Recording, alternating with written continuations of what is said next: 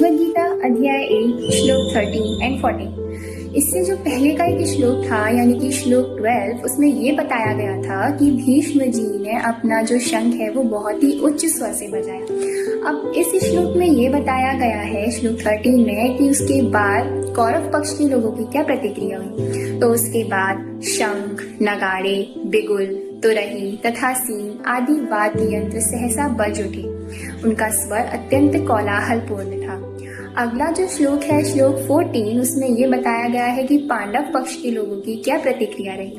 तो उसके दूसरे पक्ष में सफेद घोड़ों द्वारा खींचे जाने वाले विशाल रथ पर आसीन श्री कृष्ण तथा अर्जुन ने अपने अपने दिव्य शंख बजाए।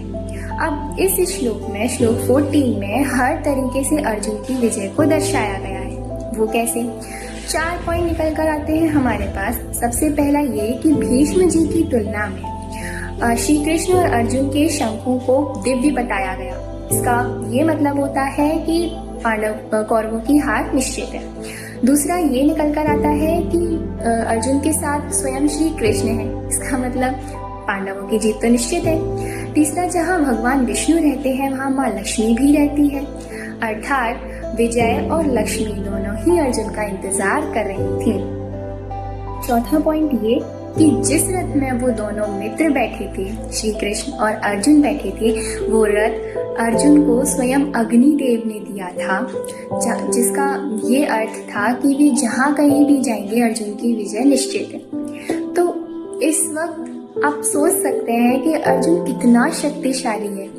फिर भी अब अगर हम गीता को आगे पढ़ेंगे तो हम देखेंगे कि अर्जुन उसके बाद भी बहुत हारा हुआ महसूस करता है, अंडर कॉन्फिडेंट महसूस करता है। तो सवाल आता है कि जब वो इतना पावरफुल था, इतना शक्तिशाली था, तो उसको क्यों इतना अंडर कॉन्फिडेंट फील हुआ?